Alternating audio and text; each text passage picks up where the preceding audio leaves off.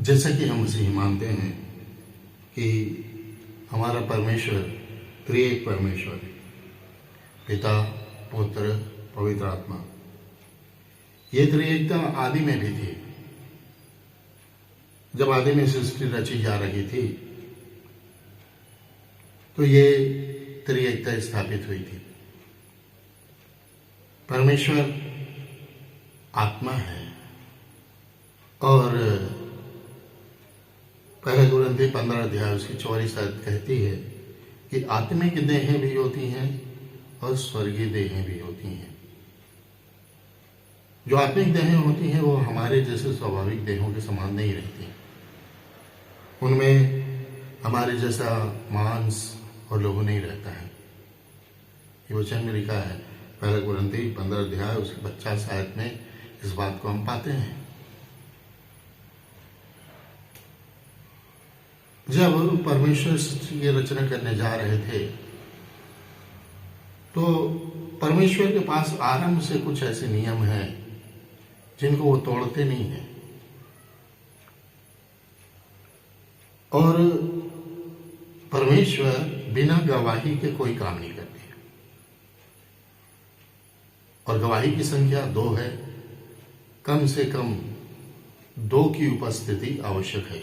इसलिए परमेश्वर ने अपने इमेज में, अपने प्रतिरूप में प्रभु यीशु मसीह को स्थापित किया आत्मा के जरिए। और जैसा कि कुलुस्सियों की पुस्तक उसका पहला अध्याय उसकी 15 आयत बोलती है कि प्रभु यीशु सारी सृष्टि में पहलौठा है और वो परमेश्वर का प्रतिरूप है, इमेज है। जैसा परमेश्वर वैसा ही प्रभु यीशु मसीह आदि में ही था। और चूंकि आत्मा से निकला था तो आत्मा ही था, यानी आत्मिक देह में था। और चूंकि स्वर्ग में रहता था इसलिए स्वर्गीय देह में था।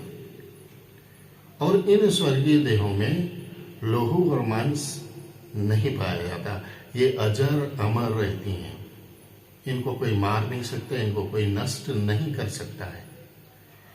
और अगर परमेश्वर के वचन में स्वर्ग का विवरण देखा जाए जो कई स्थानों पर पाया जाता है तो स्वर्ग एक ऐसी जगह है जहां पर ना तो धन संपदा की कमी है, ना ऐश्वर्य की कमी है, ना वहां पर किसी तरह की जलन है, तपन है, ना कुछ है, ना कुछ है। वहां का आनंद अलग है, वहां की शांति अलग है। वहां पर कोई मनुष्य जैसी, जहां पर मनुष्यों का शासन चलता है, मनुष्यों की बुद्धि से ऐसी कोई बात नहीं है। वहां पर परमेश्वर की इच्छा पूरी होती है। प्रभु यीशु मसीह आदि में परमेश्वर के साथ था। ये तो हमको यूहन्ना रचित सुसमाचार पहला अध्याय पहली आयत बताती है कि आदि में वचन था, वचन परमेश्वर के साथ था और वचन ही क्या था? परमेश्वर था। परमेश्वर का अर्थ होता है सामर्थ्य। परमेश्वर का अर्थ होता है सामर्थ्य। और जो प्रभु यीशु मसीह था उसे भी परमेश्वर ने पूरे अधिकार दिए थे, सामर्थ्य दी थी। और प्रभु यीशु मसीह परमेश्वर का प्रगटीकरण था। परमेश्वर को अगर किसी ने प्रकट किया है कहीं पर तो वो प्रभु यीशु ने ही किया है। अब आदम को परमेश्वर ने अपने स्वरूप, अपनी समानता में बनाया था। आदम पाप में फंस गया और पाप में फंसने के बाद में मृत्यु को प्राप्त हुआ। अपने स्वरूप और समानता में परमेश्वर ने बनाया था उसको। आदम भी कई पक्षों में एक परमेश्वरी देह जैसा ही था, लेकिन जमीन पर रहता था। लेकिन आदम को मिट्टी से रचा गया था, परमेश्वर ने अपने स्वरूप में बनाया था, समानता में बनाया था। समानता, लाइकलीनेस, यानी अपने समानता में बनाया था। अर्थात आदम भी जो था वो आत्मिक था, क्योंकि परमेश्वर की समानता क्या है? परमेश्वर आत्मा है, अपनी समानता में बनाया था, आत्मिक हुआ। वो भी वो भी आत्मिक था। वो तो पाप करके भटक गया तब शरीर हुआ, जैसा कि हम पाते हैं उत्पत्ति की पुस्तक 6वां अध्याय 3 आयत में, भटक कर शरीर हुआ था। अब जब आदम ने पाप कर लिया तो मृत्यु में गया, उसी मृत्यु से उबारने के लिए परमेश्वर को योजना एक बनानी पड़ी। और जैसा कि परमेश्वर की व्यवस्था में नियम है कि बिना लहू बहाए पाप नहीं मिटाया जा सकता, और अगर पाप नहीं मिटे तो मृत्यु राज्य करेगी, और अगर पाप हट गए तो मृत्यु हट गई। इसी योजना को पूरा करने के लिए लिखा हुआ है कि सर्च की गई, खोजा गया कि कोई तो ऐसा व्यक्ति होगा, ऐसा पुरुष होगा जो निर्दोष निष्कलंक लोगों का होगा, लेकिन नहीं पाया गया। और यशायाह 59 अध्याय उसकी 16वीं आयत में इस चीज का वर्णन है कि परमेश्वर ने देखकर अप्रसन्न हुआ कि कोई ऐसा विनती करने वाला नहीं है। तब प्रभु यीशु मसीह को इस संसार में भेजा गया, और जब प्रभु यीशु मसीह को भेजा गया तो उसे किस चीज की आवश्यकता थी? रक्त की आवश्यकता थी, लोहू की आवश्यकता थी। और लोहू आता कहां से? जब तक आप शरीर में नहीं जाएंगे लोहू नहीं आएगा। तो मरियम चुनी गई, उसकी कोख में उसे डाला गया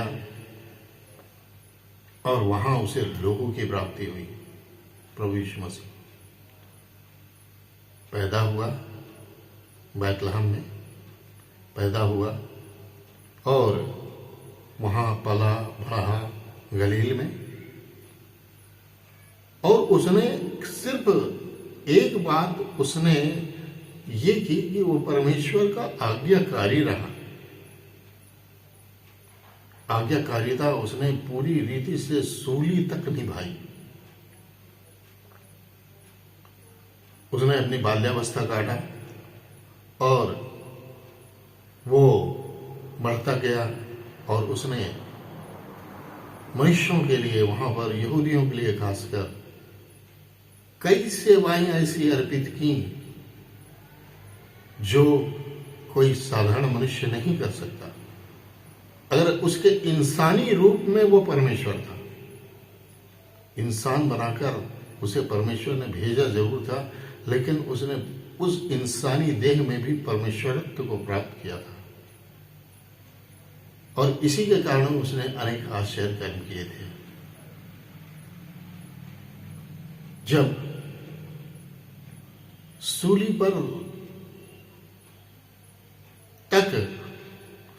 तक उसने अपने रक्त को निर्दोष रखा था।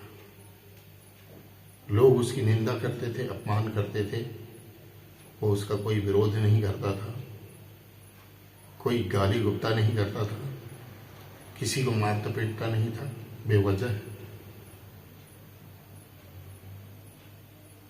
पूरी तरह से वो परमेश्वर की आज्ञाओं को जो उसे प्राप्त हुआ करती थी परमेश्वर के द्वारा, उसे वो पूरा करता गया। और जब उसके लिए लिखा हुआ है कि जब तक तू अपनी देह का त्याग ना करे, अपना बलिदान ना करते, तब तक तू अपना वंश देखने नहीं पाएगा।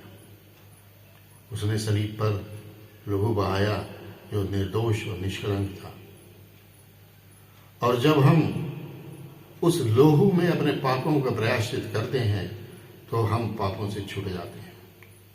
पापों से और किसी भी प्रकार से नहीं छूटा जा सकता, सिर्फ प्रभु यीशु मसीह के लोहू पर विश्वास करके ही आप, प्रायश्चित करके ही आप पाप से मुक्त हो सकते हैं। और जैसे ही आप पाप से मुक्त हो जाते हैं, आप में एक नया जीवन आ जाता है, जो आप शरीर में अवश्य रहते हैं, परंतु आप आत्मा के अनुसार अर्थात परमेश्वर के वश में आ जाते हैं, परमेश्वर के साथ साथ आत्मा में चलने लगते हैं, और इसलिए आप परमेश्वर के पुत्र घोषित इस पृथ्वी पर ही कर दिए जाते हैं। यही छुटकारा है मनुष्य का, यही उद्धार है, और इसलिए ही प्रभु यीशु मसीह को इस संसार में भेजा गया। क्रिसमस तो लोग बड़े धूमधाम से मनाते हैं, लेकिन क्रिसमस की असलियत बहुत कम लोग समझते हैं। सोचिए, एक स्वर्ग का वारिस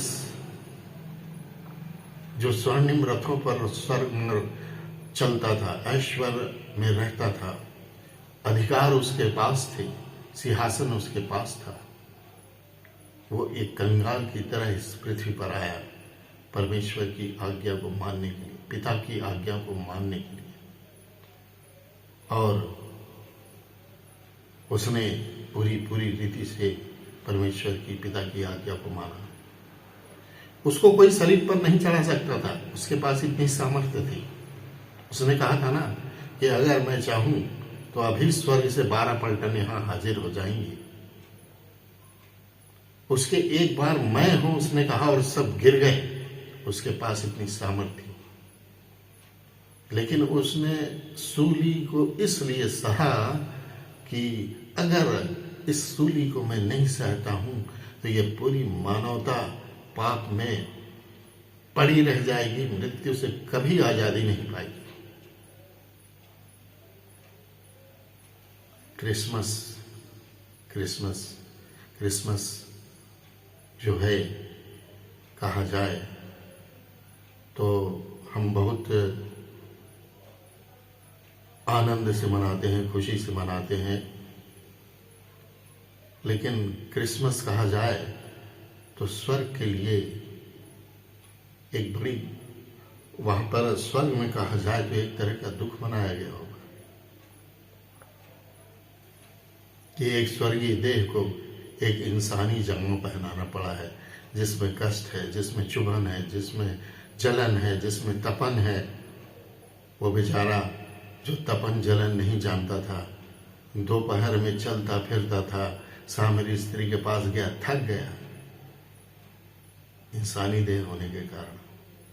अगर आत्मा में रहता कभी न थकता, अगर स्वर्गीय देह में रहता कभी न थकता। सो प्रियो, बताने का सारांश ये है कि जो उद्धार प्रभु यीशु मसीह लेके आया वो स्वर्ग का एक बहुत बड़ा त्याग था, परमेश्वर का त्याग था, और प्रभु यीशु मसीह की आज्ञाकारिता थी। धन्यवाद।